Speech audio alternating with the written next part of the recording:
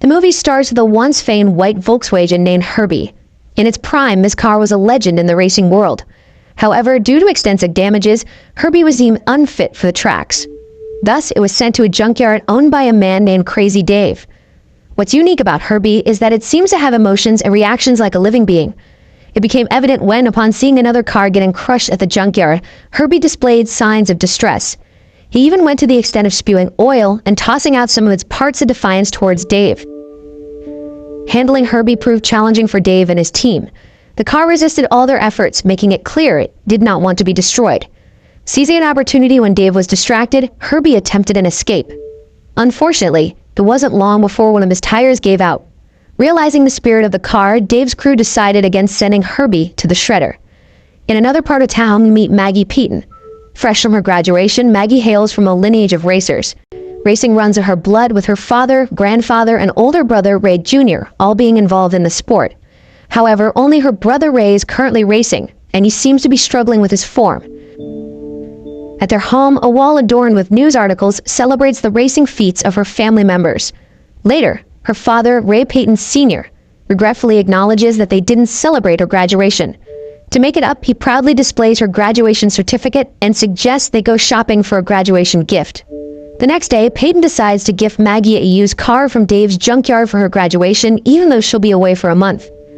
As Maggie looks around, she's drawn to a used green Nissan, while Herbie, the sentient VW Beetle, hopes she pick him to save him from destruction. However, as Maggie negotiates for the Nissan, Herbie bumps into it, causing damage. With no better options, Maggie reluctantly takes Herbie home. After they purchase Herbie, Payton examines the car. As he does, Maggie spends some time skateboarding, and it's clear that Herbie grows fond of her. Once Payton confirms the car's drivability, Maggie finds a note inside Herbie, which says, "Please care for Herbie. Whatever your issues, he'll help solve them." But when Maggie tries to start the car, Herbie takes control and drives himself to a mechanic shop owned by Kevin, Maggie's old friend. "Car! Your car! I drive!"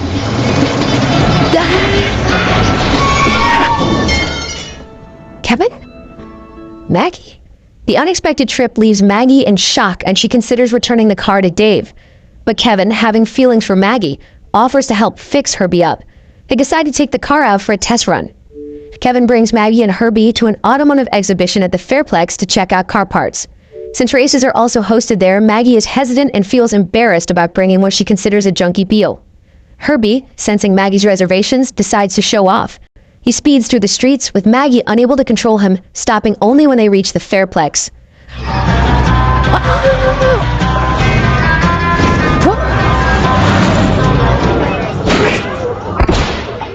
Maggie quickly exits, hoping to go unnoticed. However, she's soon spotted by a group of guys who recognize her. Instead of owning up to Herbie being hers, she denies any connection to the unique car. Soon after Maggie's ordeal with the crowd, a famous racer named Trip Murphy makes his entrance. He's super confident, even releasing a video game where he's the star character. Feeling embarrassed by Herbie's antics, Maggie tries to leave out the car. However, Herbie keeps honking insistently. Hoping to avoid further attention, Maggie disconnects a cable inside Herbie, only to get sprayed with oil in return. It's clear Herbie is upset because Maggie wouldn't claim him. While Maggie deals with the mess, Kevin discovers a helmet and racing attire labeled Max in Herbie's trunk. With her clothes covered in oil, Maggie changes into the racing gear. As she's doing so, Herbie nudges her to wear the helmet. Just then, the arrogant Trip passes by and mocks them.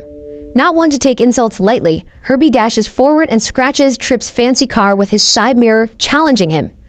Everyone is amazed and starts cheering for a race between the unknown Beetle driver and Trip. Although Maggie doesn't initially want to race, Herbie has other plans and takes off on his own.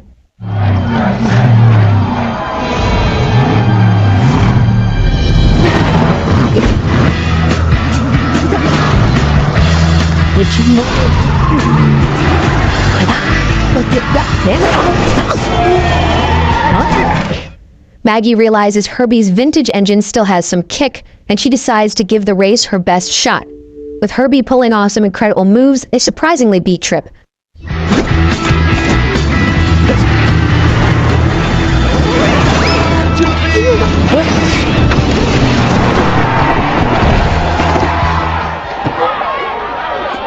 Back at Maggie's home, things aren't going well for her brother Ray.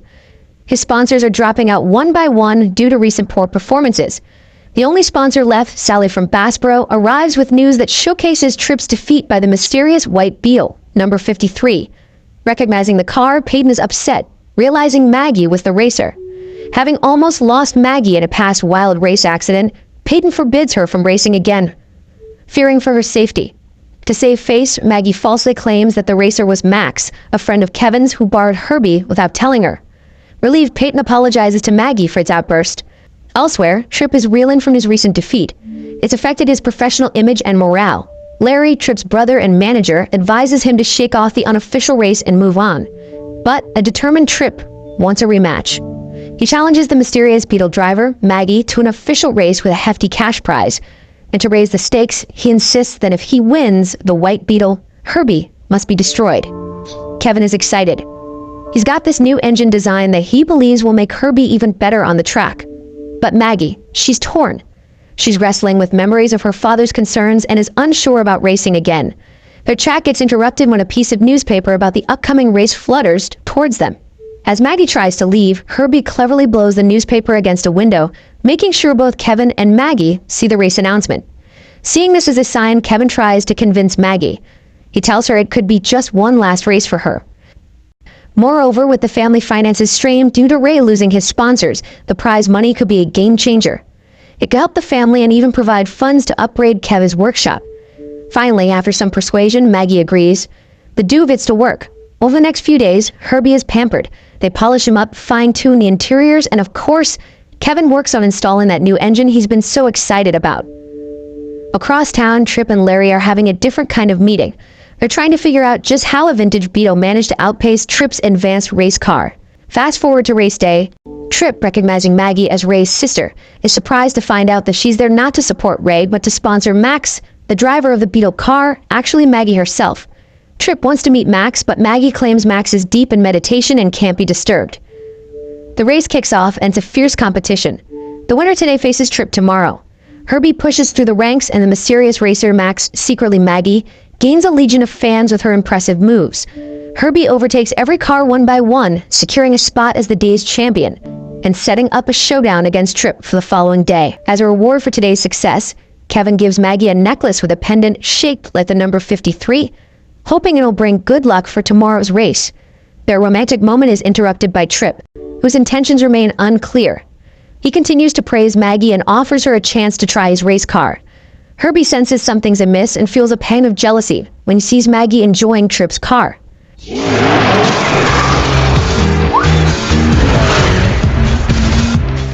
Tripp then launches a sneaky plan to sabotage Herbie's engine, but it backfires. Herbie sprays Tripp's face with oil and playfully bops him with a cup. Tripp's scheme fails, but he's not giving up. He proposes a new bet. The winner of the upcoming race gets to take the loser's car. Maggie agrees to the challenge. Peyton, Ray, and Charisma decide to accompany Maggie to the race venue to witness her boyfriend's performance. Unfortunately, Herbie is in an exceptionally sullen mood on this particular day. Herbie vehemently opposes Maggie's plan to trade in for Tripp's car and decides to express his displeasure. Deliberately, Herbie slows down and abruptly halts just shy of the finish line, much to Maggie's frustration and dismay. Unable to contain her anger, Maggie removes her racing helmet amidst a crowd of spectators. Kevin, attempting to provide solace to Maggie, assures her that another race still lies ahead, offering the possibility of redemption. Regrettably, the die has already been cast, and the agreement stands. As per the terms of their wager, Tripp is now entitled to claim and ultimately dismantle Herbie. Kevin, upon learning about the bet, views Maggie's decision as a betrayal of her trust in Herbie. The disappointment extends to Peyton, who feels that Maggie has forsaken the values they held dear. In the midst of this turmoil, Maggie finds solace in her steadfast friend, Charisma, who wholeheartedly supports Maggie in pursuing her true passion, rather than adhering to an ill-suited path. Charisma's words rekindled Maggie's determination. She approached Tripp to redeem Herbie, only to discover that Tripp had handed Herbie over to a place called the Car Gladiator Arena, where Herbie was treated as prey for other cars. At the arena, Herbie had been defaced and mercilessly battered, nearly reaching the brink of destruction. Fortunately, the owner of the arena allowed Maggie to take Herbie away free of charge, provided she could get him out herself. Maggie ventured into the arena to rescue Herbie, who lay helpless. Witnessing Maggie's peril, Herbie sprang into action, swiftly ejecting Larry from the arena and ensuring Maggie's safety. Together, they managed to escape, even evading multiple vehicles, including a massive truck. Herbie's determination proved remarkable as he outwitted even the giant truck.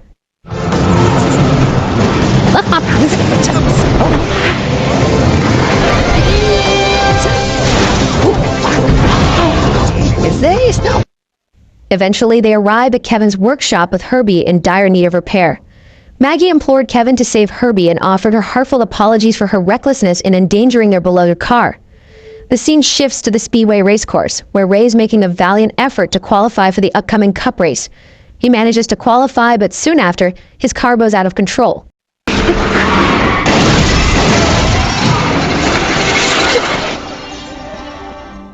Following a medical examination, it's discovered that Ray has lost vision in his left eye. The doctor strongly advises against racing this week, fearing a more severe accident. Ray, now in a tough spot because of his qualification, needs a substitute driver so that his team can still participate in the race. He suggests Maggie, but Peyton remains resolute in not allowing her to race. Maggie pleads with her father, emphasizing that despite her physical resemblance to her mother, she carries the racer's DNA in her blood. She assures him she won't get hurt during the race, but Peyton remains adamant. Meanwhile, Kevin's workshop faces trouble as the supplier refuses to deliver the auto parts for Herbie due to unpaid bills. Fortunately, Ray arrives with the team crew, fully equipped to overhaul Herbie. He reassures Maggie not to worry about her dad's permission. The following day, Tripp, determined to defend his title, is taken aback by the appearance of the battered Herbie, previously damaged by Larry. Prior to the race, Maggie decides to have a one-on-one talk with Herbie, hoping to strengthen their bond. She walks onto the track, cheered on by fans of Herbie, the only Volkswagen allowed in NASCAR. While Maggie longs for her father's direct support in the arena, Peyton watches her on television. As the signal sounds, all the drivers get ready for their warm-up laps. The actual race begins when the pace car emerges and the green flag is waved. Herbie initially falls behind, but Maggie refuses to give up. She drives close to the nearest car, using it as a springboard to help Herbie overtake some of the others. For a while, Tripp trails Junior by 2 seconds. Witnessing Maggie's tenacity, Peyton decides to join the crowd at the location to witness his daughter's actions firsthand. Peyton's team swiftly performs a pit stop, ensuring Herbie remains competitive. With 18 laps to go, Tripp maintains his lead, closely followed by Maggie and Herbie. However, several other cars attempt to surround and surpass Herbie. Maggie's confidence wanes, but then from a distance, she hears a familiar voice. Peyton encourages her, expressing his belief that she can persevere. Maggie's determination surges once more, and she escapes the blockade by forcefully clearing a blocking car. However, Herbie begins to experience an oil leak, raising concerns that Peyton's team might be forced to withdraw from the race. In a race against time, Kevin reaches out to Sally, who owns a similar car, and borrows some parts to repair Herbie. Though the borrowed parts don't quite fit Herbie perfectly, Kevin warns Maggie to steer clear of collisions. Maggie, now less concerned about the race's outcome, tells Herbie that what truly matters is not losing him. Fueled by this sentiment, Herbie speeds off before the pit stop examination is completed. Maggie and Herbie swiftly overtake several cars, leaving only one competitor in front, Tripp. All eyes in the crowd are fixed on the Beal, focused on the intense chase between Maggie and Tripp. However, in a bid to regain his pride, Tripp resorts to cheating, repeatedly ramming Herbie and trying to force him into the track wall. In a twist of fate, Tripp's attempts to sabotage Herbie backfire. Instead of hitting Herbie, Tripp crashes his own car into the wall, causing it to overturn and block Herbie's path. Tension fills the air as it seems impossible for Herbie to avoid a high-speed collision at such close range.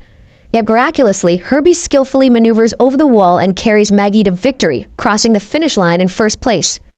I've never seen anything like this in the history of NASCAR.